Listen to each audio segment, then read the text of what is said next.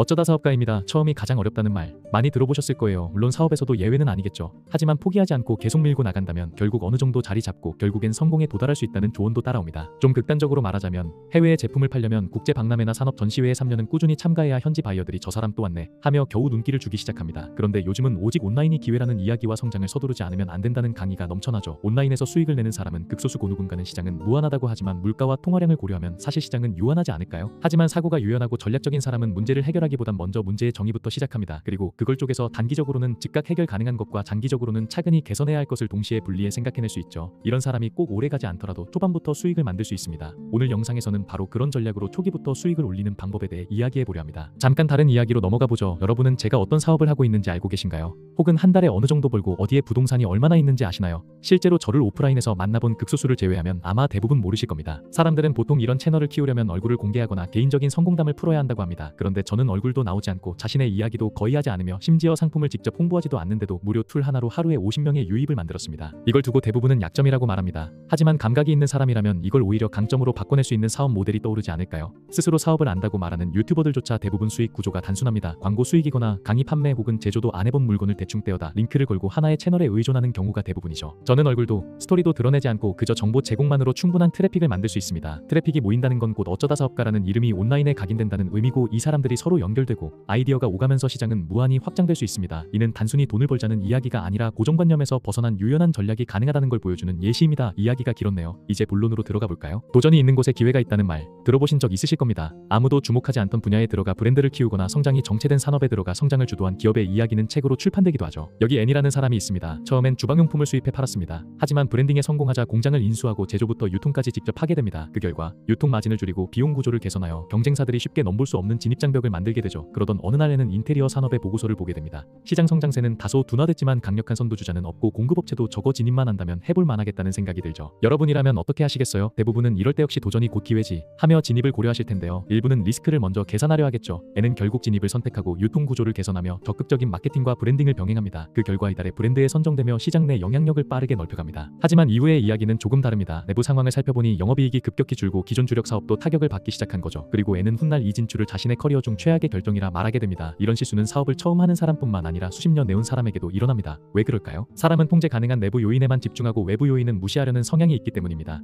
하지만 사업에서 진짜 변수는 바로 외부 요인 아닐까요? 외부 요인의 시각에서 매력적인 시장은 공급이 쉬워야 하고 대체재가 적어야 하며 진입장벽이 높아 경쟁이 제한적이어야 합니다. 이 기준으로 보면 블로그, 스마트 스토어, 쿠팡, 인플루언서 공동구매, 온라인 코딩 교육, 시니어 콘텐츠 시장 등은 그다지 매력적이지 않다고 볼 수 있겠죠. 비슷한 맥락으로 주식에서 기업 장기 투자는 시장 전체를 고려하지만 단타는 그때그때 기회를 보고 베팅합니다. 단기 투자는 리스크가 크지만 초기 수익이 크다는 장점도 있죠. 이 원리를 사업에 적용하면 장기적으로 좋은 시장은 초반 수익은 어렵고 단기적으로 별로인 시장이 오히려 초반 수익은 빠를 수 있습니다. 강의 시장이 그 대표적인 사례 아닐까요? 극소수를 제외하면 확장성도 낮고 불확실성이 큽니다. 그래서 강의 외에도 부동산 등 자산으로 수익원을 옮기는 경우가 많습니다. 정리하자면 초기 수익을 노린다면 치열하고 흔하며 단기적으로 매력이 떨어지는 시장을 오히려 노려야 합니다. 물론 그런 강의를 듣고 성공하는 사람도 있지만 강의비만 날리는 사람이 더 많다는 건 부정하기 어렵습니다. 그런 시장에서 수익을 만들기 어려운 이유는 전략적 사고가 부족하기 때문입니다. 전략적 사고란 거창한 게 아닙니다. 모든 선택에서 경쟁자는 어떻게 할까를 기본값으로 설정하는 것이죠. 경쟁이 치열한 시장이라 해도 이 기본만 지켜도 초반 수익을 만드는 건 가능하다고 봅니다. 한 가지 비유를 해볼까요? 100명의 사람이 있는데 99명이 다 비슷한 색 옷을 입고 있고 한 명만 전혀 다른 색을 입고 있다면 어디에 시선이 가게 될까요? 혹은 모두가 고개를 숙이고 있는데 한 명만 당당하게 정면을 바라본다면 그 사람에게 눈길이 가지 않을까요? 유튜브도 마찬가지입니다.